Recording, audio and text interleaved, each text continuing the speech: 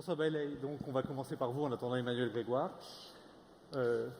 En tant qu'acteur du Grand Paris, en tant que banquier du Grand Paris, comment vous vous emparez des sujets comme Île-de-France Mobilité, la RATP, la Société du Grand Paris qui construit le Grand Paris Express? Quel est votre rôle, vous, au quotidien, auprès de ces acteurs? Bonjour. Alors, on a un rôle qui revêt plusieurs aspects. Évidemment, en tant que banque, on finance tous ces opérateurs des infrastructures de transport collectives. Nous sommes banquiers des opérateurs que vous venez de citer, parce que c'est notre vocation, et d'ailleurs c'est ce qui a conduit la Société Générale en 2018 à mettre en place un programme pour financer le Grand Paris. On a mis 2,5 milliards de financement bancaire d'ici 2020 pour financer notamment les infrastructures de transport, parce que c'est notre vocation et on l'a fait depuis toujours. Mais par contre, les financements revêtent une nouvelle forme, ce que je vais un petit peu développer. Il y a un deuxième aspect qui est assez intéressant, par lequel Société Générale est présent, c'est on finance également la mobilité individuelle, parce que nous sommes, via notre filiale ALD, un financeur des parcs de véhicules des entreprises, et donc nous finançons la mobilité des collaborateurs d'entreprises, et donc notamment des collaborateurs de ces opérateurs de transport. Alors si je reviens sur les mobilités collectives, les infrastructures de transport, évidemment le Grand Paris revêt est un exemple caractéristique de ces nouveaux financements que on voit émerger. Société du Grand Paris porte un investissement de 35 milliards d'euros, 200 km de lignes, 68 nouvelles gares. Elle finance ça en partie par la fiscalité, mais également par l'investissement privé, qui prennent la forme de émissions obligataires. Alors ce qui est intéressant, c'est que Société Générale a contribué à aider cet opérateur à trouver les investisseurs, c'est que les 5 milliards qui ont été cherchés par SGP sur les marchés financiers, ils sont 100% green, 100% verts, ce qui était tout à fait une innovation, en tout cas jamais réalisée. Et donc ce qui est frappant, c'est les engagements en matière de responsabilité sociale et environnementale que prennent ces nouveaux types de financement. Alors, il y a une interview de Thierry Dallard que j'ai trouvée vraiment très intéressante il n'y a pas si longtemps, qui disait, en fait, les investisseurs, ce qui les intéressait dans les questions qu'ils posaient à Société du Grand Paris, c'était moins la question de l'infrastructure elle-même, qui certes participe à décarboner l'Île-de-France, que tous les impacts socio-économiques qui émergent autour de ces nouvelles gares. Et donc en finançant l'infrastructure collective, au fond, on vient financer la ville durable de demain. Et c'est un des enseignements que l'on tire de ces nouveaux types de financement verts. Alors j'ajouterai sur le volet des financements, du financement de la mobilité individuelle, donc c'est-à-dire tout ce qu'on fait pour offrir une offre de financement aux entreprises pour leurs collaborateurs. L'enjeu cette fois, il est un peu différent, donc on met en place d'autres types de financement, il est un peu différent, c'est comment en tant que loueur, on va passer d'un parc essentiellement de véhicules diesel à un parc électrique et offrir à l'entreprise la possibilité pour ses collaborateurs d'utiliser plus. Vous mettez par exemple à disposition des flottes de véhicules électriques à destination de ses collaborateurs? Exactement, exactement. Donc ça, on le fait depuis. Société Générale détient 1,5 million de véhicules via cette activité de location de véhicules à l'entreprise, dont 500 millions en France. Et alors, 500 000 en France. Et alors, ce qui est intéressant, c'est qu'on est confronté à des nouvelles problématiques d'usage. Et qui viennent poser des nouvelles questions et qui nous conduisent à adapter nos modalités de financement. J'illustre ça par un exemple. Le collaborateur qui détient un véhicule de fonction n'a pas de difficulté particulière à recourir à un véhicule électrique pour son usage professionnel qui, le plus souvent, est opéré dans la métropole. En revanche, on constate qu'il est très réticent à utiliser le véhicule électrique lorsqu'il opère une longue distance et souvent lorsqu'il l'utilise pour son usage privé, puisqu'il peut utiliser son véhicule de fonction pour son usage privé. Et donc on a dû, chez Société Générale, adapter l'offre pour permettre à l'utilisateur d'utiliser un véhicule électrique pour son usage professionnel et d'utiliser un véhicule thermique 60 jours par an pour un usage de longue distance. Donc on voit bien que nous sommes drivés par les nouveaux usages induits par ces nouvelles mobilités, par ces enjeux d'électrification de nos parcs de véhicules. Donc on passe bien à une économie de la fonctionnalité qui vient driver nos business et nos modes de financement. Et je pense que c'est aussi un enseignement assez intéressant à tirer de ces nouvelles mobilités. Merci. Morgane Nicole, justement, vous chez I4CE, vous faites des études, des recherches justement sur les économies et le climat. Il y a le virage de la transition écologique qu'il faut prendre, mais il y a aussi des besoins. On l'a vu dans le cadre des débats sur la loi d'orientation des mobilités. Il y a beaucoup de manque de financement. Vous avez essayé de dresser une sorte de panorama de ces financements en France et des besoins surtout. Oui, merci. Ah.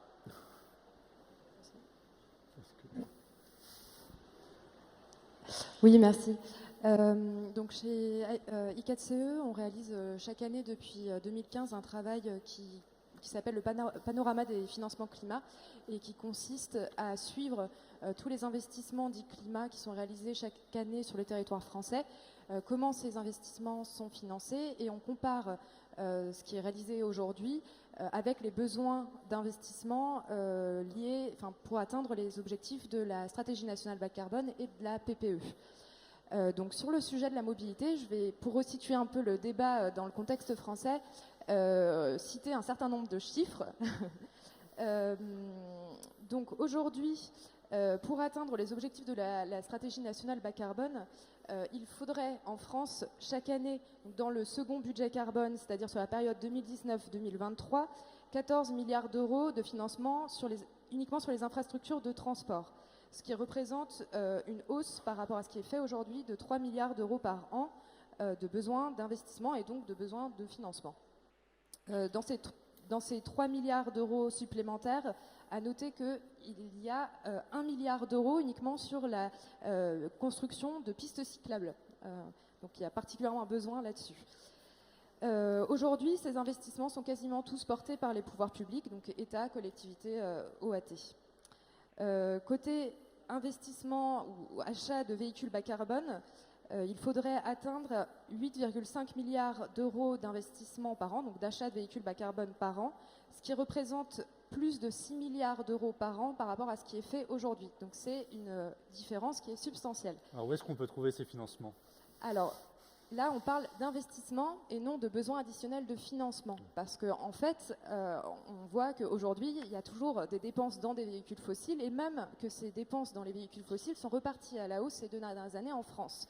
Donc la question, elle est moins de comment trouver une source additionnelle de financement que comment faire pour réorienter les achats de véhicules bas carbone, de véhicules fossiles vers des véhicules bas carbone, sachant que la moitié des achats de véhicules neufs en France aujourd'hui, ce sont des achats qui sont faits par les entreprises. Donc des solutions comme ont été évoquées par François juste avant sont intéressantes.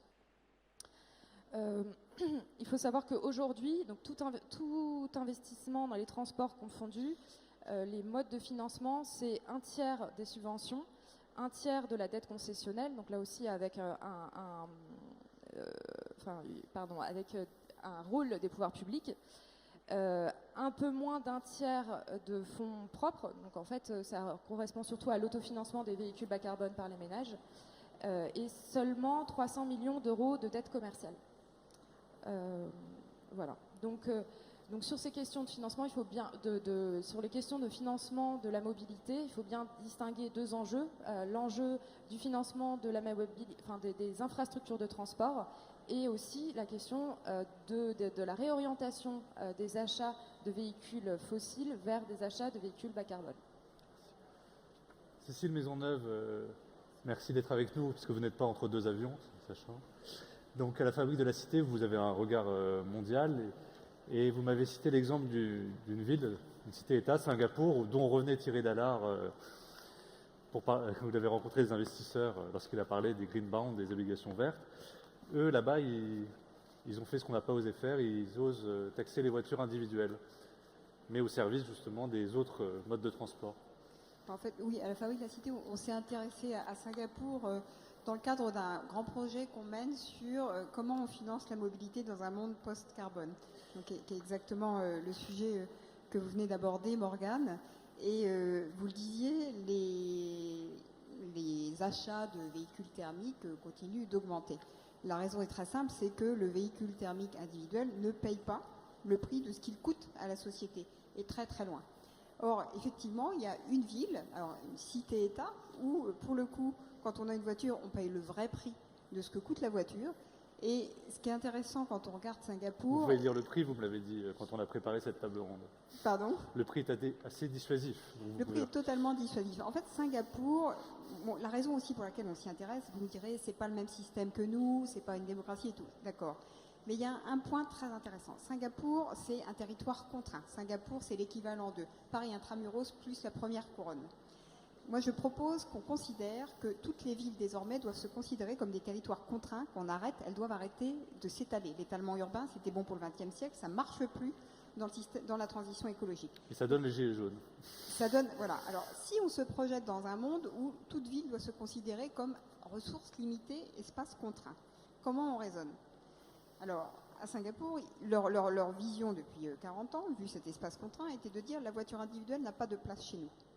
Alors, là encore, vous me direz, il n'y a pas de déplacement interurbain, il n'y a pas de déplacement longue distance, c'est une cité-État. Mais quand on voit la part, l'importance dans les émissions de CO2 de ces déplacements du quotidien qu'on connaît tous, ces 15 km en moyenne qu'on fait pour aller travailler, on est déjà sur un gros morceau des émissions de gaz à effet de serre. Alors à Singapour, c'est très simple. Déjà, vous achetez votre voiture, vous payez. Taxe à l'importation énorme, plus licence que vous devez renouveler tous les 10 ans.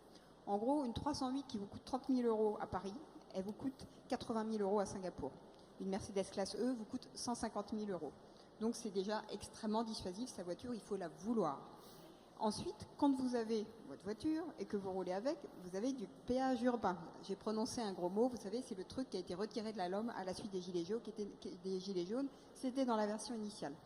Donc le péage urbain de Singapour est en plus un péage dans lequel Singapour investit énormément. Ils l'ont créé en 78, en 92 il devient dynamique, ou en 98, pardon. Et là, à partir de 2021, ils raffinent encore le truc. Ils ont investi plus de 550 millions de dollars singapouriens dans un péage satellitaire où, en gros, pour faire simple, vous pouvez taxer tout le monde, tout le temps, à n'importe quel endroit. Donc, très, très douloureux pour le Singapourien. Donc, et en plus, avec des réajustements par demi-heure du péage urbain, donc c'est très difficile de contourner le système, parce qu'on a tous nos stratégies de contournement quand on connaît les coûts. Donc, tout ça pour dire qu'à Singapour, on paie le vrai coût d'usage de sa voiture. Le Trésor avait estimé dans une étude, je crois que ça a 2 ans, dans le centre urbain très dense d'une ville française, vous payez 6% du vrai coût de votre voiture individuelle. Voilà, juste, et c'est pas étonnant que les voitures thermiques continuent d'être achetées en masse. Emmanuel Grégoire, premier adjoint à la ville de Paris, chargé du budget. Vous tombez à pic. Tant mieux, il était temps. Alors, il y a eu quelques ratés durant ce mandat, Autolib, Vélib. On aurait pu avoir le péage urbain à l'échelle de la métropole, comme il existe à Londres, pour financer ce genre d'opération. Voilà, comment une ville, aujourd'hui, la ville de Paris aussi a mis en place des systèmes de gratuité pour certains publics. De quel levier vous disposez à la mairie de Paris, justement Alors, les sujets sont vastes et pas tout à fait en lien les uns avec les autres. Hein. Le péage urbain, je n'ai pas entendu le début de l'intervention, mais de toute façon, il n'était pas en notre pouvoir de le faire, hein, puisque c'est une disposition de nature législative et elle a été écartée par le législateur après avoir été envisagée dans l'avant-projet de loi l'homme il y a quelques mois, avant que, y compris la mobilisation des Gilets jaunes, écarte cette option de façon radicale. Et d'ailleurs, nous ne l'avons pas regretté puisque nous n'avons jamais soutenu l'idée du péage urbain. En revanche, nous, on a toujours été plutôt favorables, c'est pas le sujet d'intervention, mais des dispositifs de type écotaxe, notamment sur les transports de transit en logistique internationale. Donc voilà. L'écotaxe qui avait été abandonnée, oui, sous le précédent quinquennat et qui aurait pu rapporter 1 milliard d'euros. Les taxes à la mobilité sont rarement des chanceuses pour les politiques qui les portent. On a évoqué 2 sujets qui ont vraiment pas grand-chose à voir et excusez-moi de dire que c'est un raccourci que je ne partage pas d'appeler ça des ratés. c'est pas des ratés Vélib et Autolib, parce que Autolib a vécu une belle vie avant de mourir, mais mourir de son modèle économique, et c'est un sujet en soi. Et ensuite, Vélib reviendrait peut-être juste après dessus.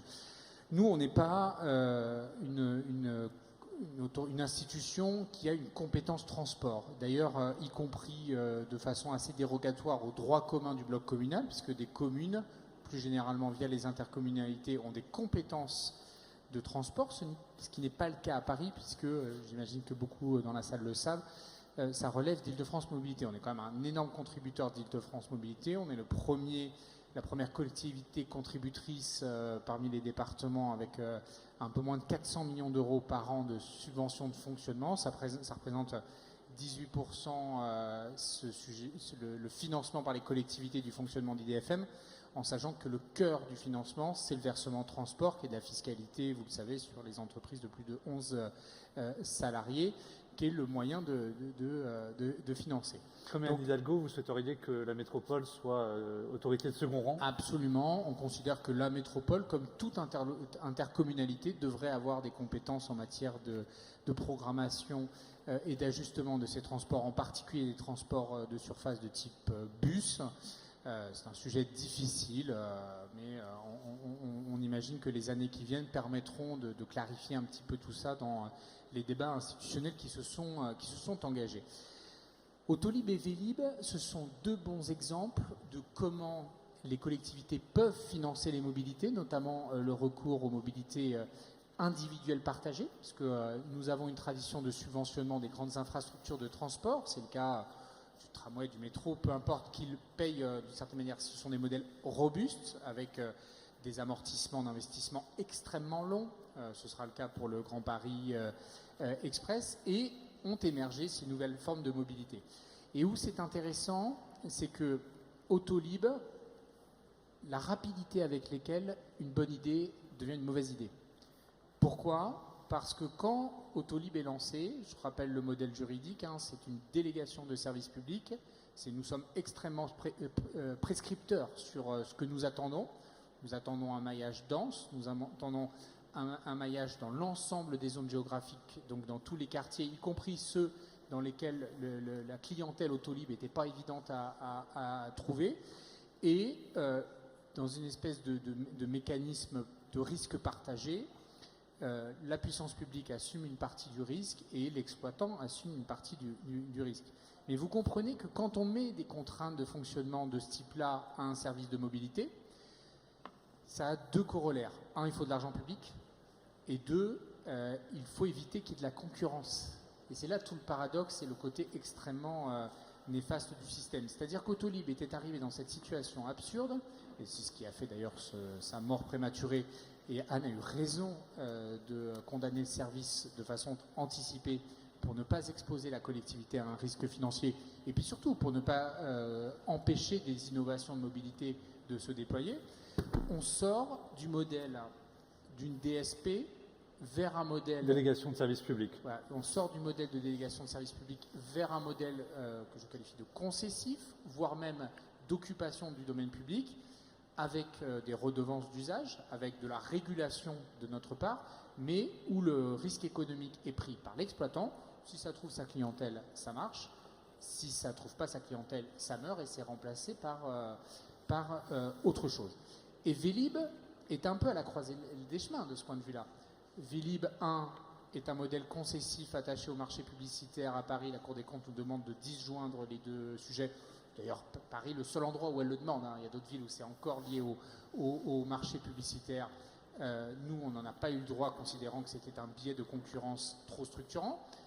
Nous faisons donc un marché public à vocation métropolitaine et à vocation électrique, ce qui n'est pas anodin dans les écueils que ça a connus, et ça incontestablement, d'un point de vue industriel, ça a été un tout petit peu balbutiant dans ses débuts. J'ose imaginer que ça va mieux l'utilisant moi-même tous les jours, mais c'est un marché public. Nous payons un prestataire pour rendre un service de mobilité. Et sont apparues des mobilités concurrentes, les fameux vélos en free floating, dont beaucoup sont morts de n'avoir pas trouvé leur marché. Alors ça a des avantages, c'est que ce n'est pas nous qui prenons le risque. Ça a un inconvénient, c'est que c'est parfois un immense bazar en termes de régulation et d'ajustements législatifs réglementaires pour adapter l'espace public à ces nouvelles mobilités. Et d'une certaine manière, les trottinettes, même si ce n'est pas exactement le même usage, etc., sont dans le mix mobilité venus s'insérer avec les immenses avantages que vous connaissez et les immenses écueils que nous connaissons et dont nous avons beaucoup subi, nous, la critique. On aurait pu prendre une position de confort intellectuel qui est de dire « Ah non, bouh, c'est pas bien, il ne faut pas le faire ». Ce n'est pas le choix que nous avons fait. Nous avons fait le choix d'accompagner le gouvernement dans un chemin de régulation donnant plus de compétences. Un, ça a été trop long. Deux, nous considérons que ça devrait être une compétence des collectivités territoriales et pas du législateur. Et trois, nous regrettons qu'ils aient engagé la voie de la régulation par la réglementation de l'occupation du domaine public plutôt que par la police de circulation. Un peu technique, mais je sais qu'il y a C'est un beaucoup de pouvoir dont dispose la spécialistes. mairie de Paris, la police de circulation. Bien sûr. En gros, Et dont vous êtes servi pour confirmer gros, la il y avait- fermeture des voies sur berge. Exactement. C'est un outil qui est très puissant pour les villes. Et pour vous donner une comparaison, il y avait deux possibilités pour réguler les trottinettes ou les vélos. C'est soit de les considérer d'une certaine manière comme des deux-roues motorisés et donc de les soumettre à des règles de police de circulation. Soit de les considérer comme des baraques à frites et donc de les considérer sous le régime de la réglementation de l'occupation du domaine public. C'était deux chemins différents qui n'offrent pas les mêmes leviers de sanction, pas les mêmes leviers de régulation. Donc on n'est pas tout à fait satisfait du cadre dans lequel on est, mais on considère que l'éducation citoyenne aidant, les prestataires, et je le dis ici, je sais qu'il y en a, j'imagine, dans la salle, on les remercie chaleureusement parce qu'ils ont joué le jeu. Ils ont compris eux aussi que soit ils nous aidaient à mettre de l'ordre, soit on allait tous être en difficulté et à la fin, eux plus que nous sur un plan économique. Et donc nous considérons qu'on commence à trouver un chemin d'acceptabilité, de soutenabilité, encore plein de choses à faire sur le respect de règles de stationnement. Mais ce qui est intéressant dans les mobilités et le rôle nouveau que prennent les collectivités, c'est que nous couvrons d'une certaine manière tout le spectre de ce qu'on appelle la gestion, le périmètre de la gestion déléguée. Quand on sait ce qu'on veut faire et quand on veut offrir aux citoyens une solution, parce qu'on considère qu'elle est indispensable au bon fonctionnement des mobilités, etc., nous avons l'arme très puissante du marché public et, de façon un peu dégradée, de la délégation des services publics. Quand au contraire, on considère que c'est intéressant mais que ça ne relève pas du core business, on va dire, des politiques publiques, on revient dans un rôle qui est à triple détente, un rôle de régulateur, un rôle de facilitateur et un rôle de tarificateur, puisqu'il n'est pas question non plus d'avoir une exploitation indue du domaine public. Et on est en train, je trouve, d'explorer des nouveaux champs de collaboration entre le secteur privé et le secteur public, qui est un peu chaotique. J'imagine que vous avez vu que Coop, si j'ai tout bien compris, annonçait la fin définitive de son service partout dans le monde, si j'ai tout bien compris. On a de vrais doutes sur la soutenabilité des modèles économiques compte tenu du nombre de concurrents en présence, etc. Mais que nous considérons que c'est le rôle des villes de jouer les facilitateurs, les accompagnateurs, et de temps en temps de jouer un peu aux gendarmes aussi, en espérant en disposer des moyens, pour rendre tout ça harmonieusement insérable dans les milieux urbains déjà très denses que nous connaissons. Et voilà, on est sur un champ d'innovation qui est extrêmement riche. Laurence Lechner, de Tiers Mobilité. Justement, vous avez un regard européen, vous incitez les acteurs privés et les acteurs publics à travailler ensemble. Qu'est-ce que cela vous inspire, justement, et qu'est-ce que vous conseillerez à notre pays qui est empêtré entre différentes réglementations, législations et partenariats dans tous les sens?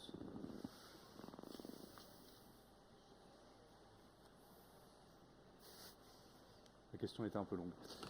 Wow, it's very hard to listen. So, in general, how I see it is that we are facing a massive change in our cities across Europe. So I've been talking to mayors of probably 20 cities in Europe, and we are active in 45 cities. So every mayor and the mayor of transportation facing the problem that we need to change how we are transporting ourselves in the future.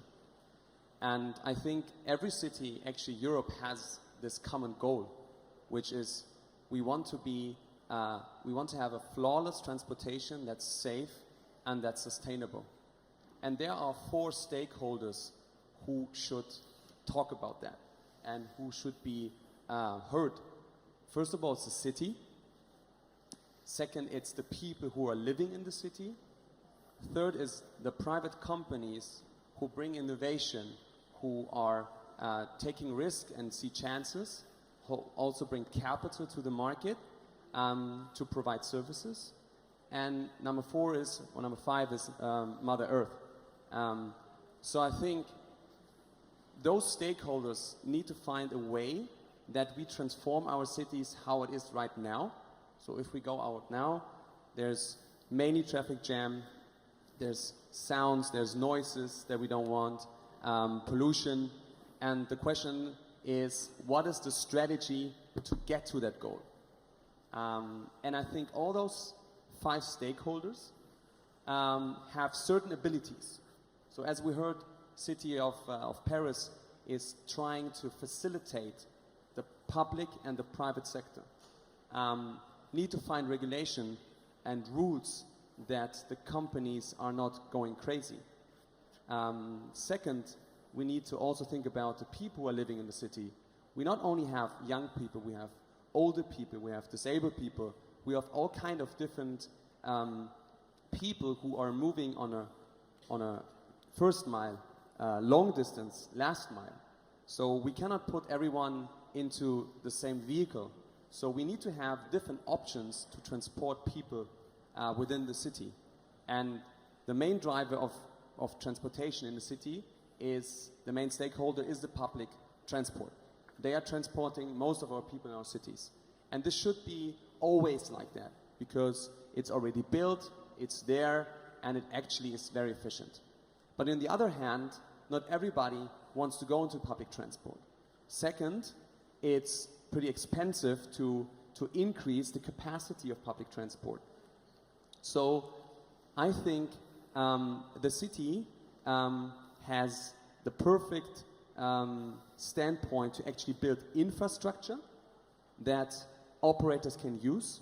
They are setting the rules, they are facilitating, they are the sparrings partner, and they are setting incentives that we are moving away from privately owned cars.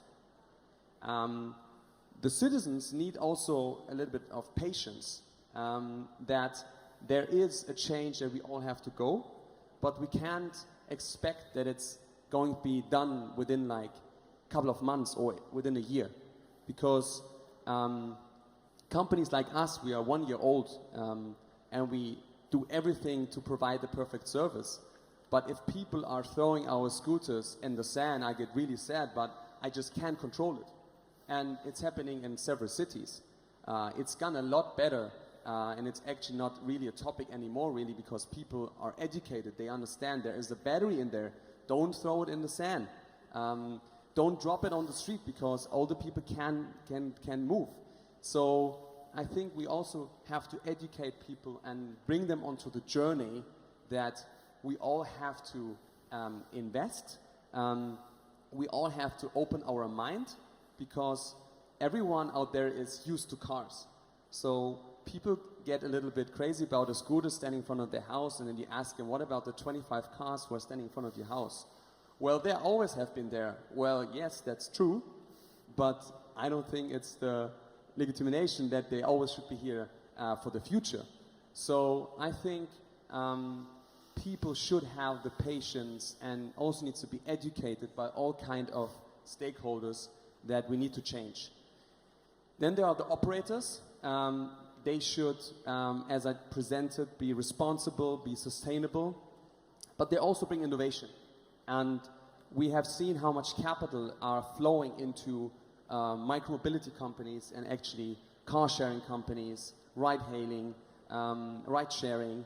And I think we need this, because, as I said, the city can't solve the challenge of transforming our cities to the future of the cities by themselves. So the operators need to invest money, they have to take risk, and they also get some kind of reward for that. But I also think that the operators should always be thinking about number 5, which is Mother Earth, because this stakeholder doesn't really represent us here at this stage. and we only get feedback on and off. And I think if we all align on this goal that we want to have a green future where we are operating or driving or moving and transport ourselves in the city flawless, we also think about the fifth stakeholder here. And that's how I see it. Thanks. Morgane Nicole, justement, quand on préparait cette table ronde, vous me disiez, mais les moyens, ils existent. Il suffit juste de mieux orienter les dépenses des collectivités. Alors, en effet, le premier enjeu, c'est de se poser la question de comment est-ce qu'on peut réorienter les dépenses actuelles qui sont faites vers des projets ou des dépenses qui vont vers des activités qui ne sont pas compatibles avec la transition bas carbone et résiliente au changement climatique. Comment est-ce qu'on peut les réorienter vers des dépenses favorables aux enjeux climatiques et pour cela, au niveau d'une collectivité, c'est important de sortir d'une vision qui est encore à présent assez silotée, où on se pose la question de il faut qu'on fasse un projet on va dire climat ou un projet favorable à l'environnement. Comment est-ce qu'on va financer ce projet favorable à l'environnement, notamment en se posant la question des financements verts. C'est important de sortir de cette logique et de rentrer dans une logique qui est beaucoup plus transversale, qui est comment finalement on finance un nouveau modèle beaucoup plus large et donc comment est-ce qu'on cherche potentiellement, en tout cas on cherche s'il n'y aurait pas des dépenses à réduire sur certains volets pour libérer de l'argent disponible ou déjà existant, des financements déjà existants vers des investissements climat. C'est dans ce contexte qu'on s'est mis à réfléchir à ce qu'on appelle évaluation climat du budget.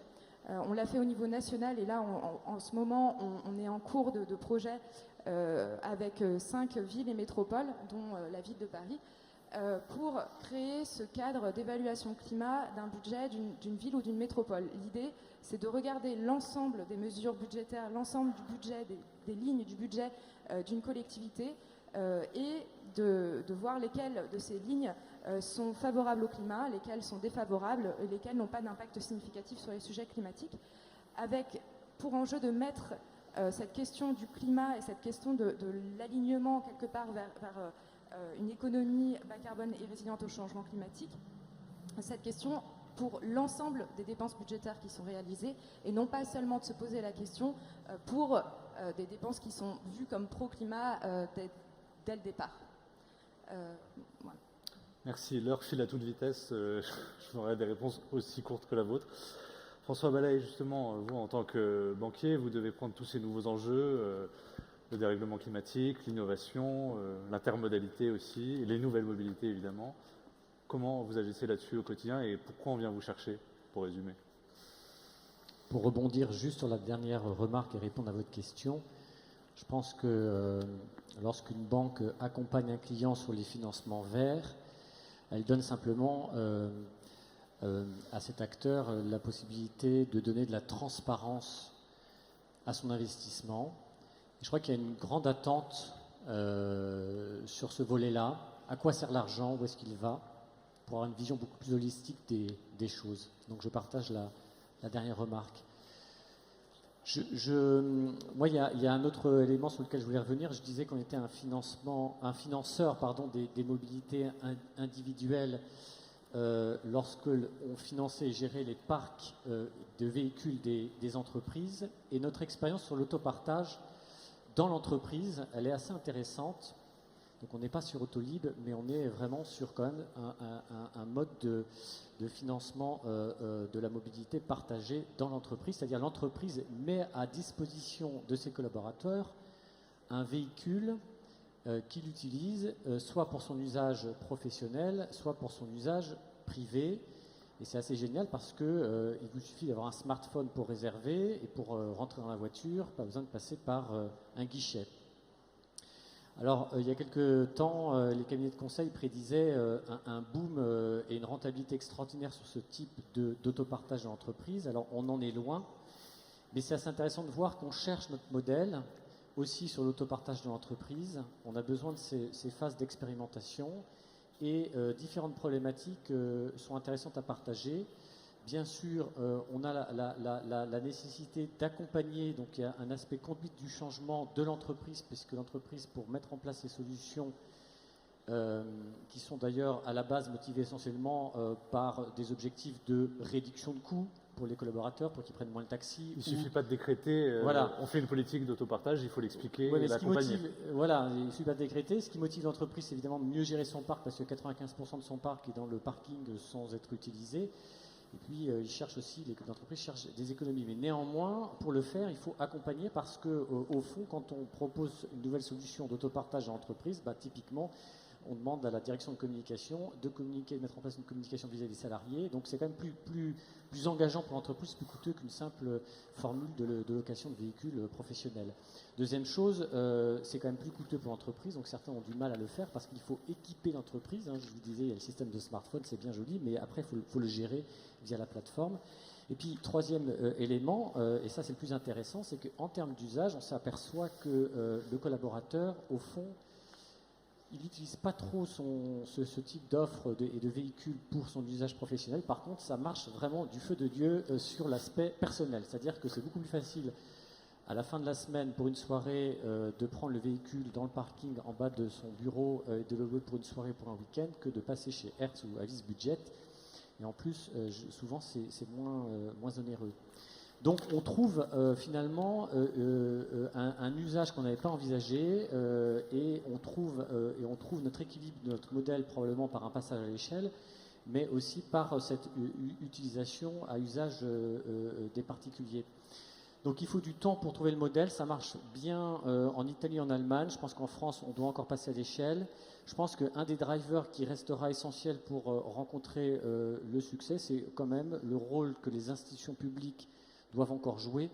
Je pense notamment au fait que, par exemple, la BEI vient d'accorder 250 millions d'euros de financement justement à notre filiale de location automobile pour l'aider à accompagner tous ces changements, à passer son parc en véhicules électriques, à trouver ces nouvelles solutions de mobilité individuelle à des coûts extrêmement modiques. Et donc, on est bien en complément de ces solutions de financement privé sur des accompagnements publics qui viennent aider à ce passage à l'échelle. Et donc, je pense que ça, c'est une patte qui reste indispensable pour trouver la bonne formule, l'équilibre économique. Et heureusement que les institutions publiques expérimentent ce type de solutions qui viennent aussi contribuer à alimenter nos réflexions à nous. Oui, car aujourd'hui, à Paris, Emmanuel Grégoire, vous avez à la fois Car2Go, Free2Move, Move in Paris, autant d'expérimentations, enfin plus d'expérimentations, de solutions qui sont en cours. Oui, ce sont des solutions industrielles déployées par des investisseurs. C'est vraiment ça la transformation. Autolib, DSP, dont l'intérêt est de maintenir un monopole. Le problème, c'est que la qualité de service n'est pas au rendez-vous, le risque est très fort, donc on arrête. Et c'est remplacé par deux dispositifs. L'un qui s'appelle Mobilib, qui est de l'autopartage en boucle. Donc, vous connaissez la différence entre la trace directe et la boucle. Donc, Mobilib, et puis les prestataires que vous avez évoqués, qui sont des prestataires de free floating, avec des stations, ils peuvent se garer n'importe où, et y compris sur les stationnements réservés aux véhicules électriques.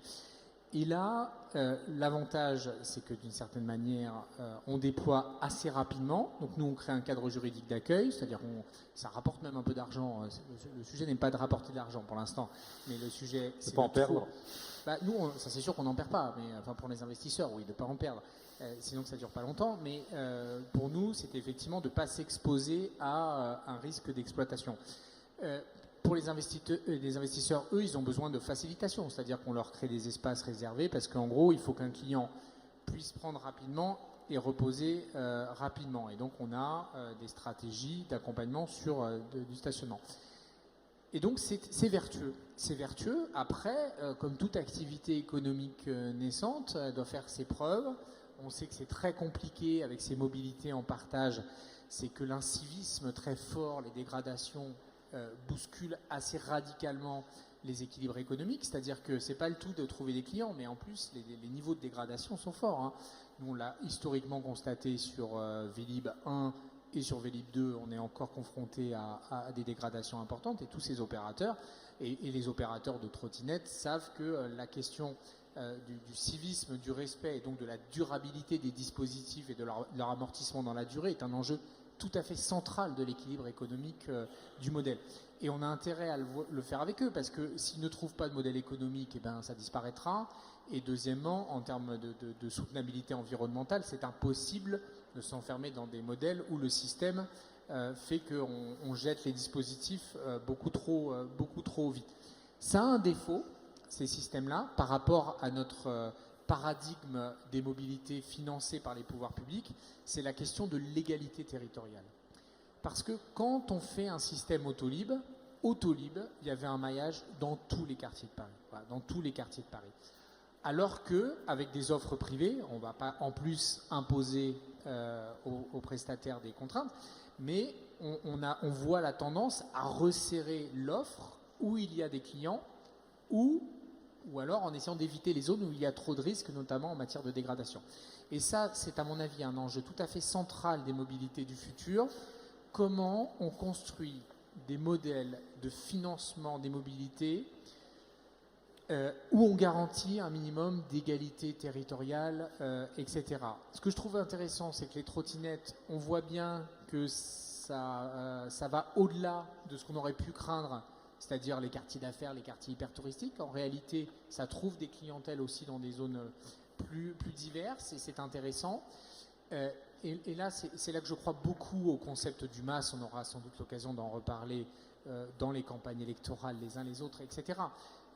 Comment, en fait, on recentre le rôle des pouvoirs publics sur des financements de mobilité dont je partage ce que vous avez dit, la question du critère environnemental, de la soutenabilité environnementale, devient aussi essentielle que l'efficacité de mobilité qui sous-tend le financement ou les dispositifs qu'on finance.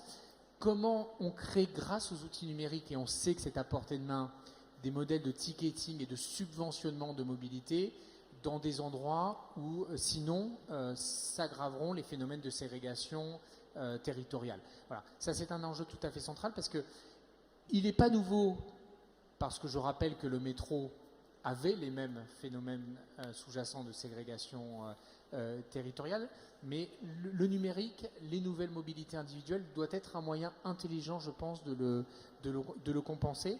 Il faudra sans doute qu'on travaille de nouveaux modèles de collaboration sur la base du financement d'un ticket. Je vais donner un exemple. Il ne me paraît pas absurde, contraire à l'intérêt public, d'imaginer qu'à terme, une collectivité territoriale, et peu importe laquelle, si c'est un département, une commune ou la région, peu importe, soit amenée à financer une partie d'un déplacement en trottinette ou en VTC ou en vélo, dès lors qu'on considère que c'est l'intérêt public de le soutenir. C'est un moyen peut-être parfois moins cher, plus efficace de concourir au désenclavement d'un certain nombre de zones que d'attendre de façon un peu illusoire nos infrastructures lourdes que sont les métros ou parfois les bus, mais enfin on ne pourra pas en envoyer partout. Et je prends l'exemple des VTC. Moi je suis assez hostile à l'idée de subventionner de la mobilité individuelle en VTC. Par contre, je trouve intéressant d'envisager de financer de la mobilité collective en VTC. Et dès lors qu'on aura des offres qui émergeront de petites unités de 5, 10, 15 personnes qui viendront avec des plateformes de masse intelligente venir optimiser les déplacements de façon partagée. Moi, je suis tout à fait ouvert à l'idée que nous puissions regarder comment soutenir ça dès lors que ça rencontre l'intérêt public. Merci pour cette annonce de campagne. Cécile Maison. C'est le jeu. Cécile Maisonneuve, je suis désolé, il reste très peu de temps. Qu'est-ce que vous en pensez? Est-ce qu'il existe un modèle vertueux, on va dire? Est-ce qu'il peut en exister, du moins? Il n'existe pas de modèle vertueux, mais je pense que là, on a posé les bases des 3 objectifs de la mobilité la mobilité durable, verte, la mobilité efficace, et puis vous avez prononcé le mot d'équité, d'égalité territoriale, et ça c'est un enjeu énorme, absolument énorme. Enfin, les Gilets jaunes nous l'ont rappelé. Alors je vais encore jouer l'international de service pour citer ce qui se passe à New York, que je trouve très intéressant, où les New-Yorkais se sont rappelés qu'ils avaient un fantastique réseau de métro, qu'ils avaient un peu oublié ces dernières années, parce que là on parle de tout ce qu'il faut financer dans les nouvelles mobilités, mais il y a quand même un existant, un acquis qui fait que nos villes sont ce qu'elles sont, et notamment en termes d'attractivité. Paris ne serait pas Paris sans son métro, et sans l'extrême densité, l'incroyable densité de ce métro. Et donc il faut aussi financer ça. Et ce que je trouve intéressant dans le cas new-yorkais, c'est qu'ils viennent de décider, enfin j'allais dire, de réinvestir dans leur transport public, un fantastique plan d'investissement de plus de 50 milliards de dollars. Alors il y a certes beaucoup de rattrapage là-dedans, mais ce que je trouve très intéressant dans les modalités de financement, c'est d'une part, bon, alors ils mettent aussi du péage urbain, décidément, dans le Central Business District, on y revient. Ils financent aussi ça, alors c'est tout petit, mais c'est intéressant, avec une taxe sur les ventes par Internet. Là, on revient à nos sujets Amazon et comment on taxe les plateformes et les externalités négatives qu'elles produisent, et Amazon n'est pas la moindre en la matière. Et surtout, ils créent une sorte de dispositif de péréquation en faisant financer par la valeur privée, compris les logements, grâce au transport public, une partie de ces investissements. C'est des mécanismes dits de land value capture, et là ils mettent en place une taxe progressive sur les ventes de biens immobiliers à très haute valeur pour financer le transport. Ça veut dire quoi? Que certes on met un péage urbain, mais en contrepartie, ceux qui sont dans la ville, qui bénéficient des aménités, qui bénéficient de l'offre de transport absolument fantastique du centre-ville, vont financer les transports de ceux qui sont en périphérie. Parce que dans les trade-offs qu'on a à faire, le trade-off centre-périphérie, il est absolument fondamental pour qu'on ait certes une transition écologique, mais une transition écologique équitable et acceptable. Merci Cécile Maisonneuve pour cette conclusion dans les temps, c'est parfait.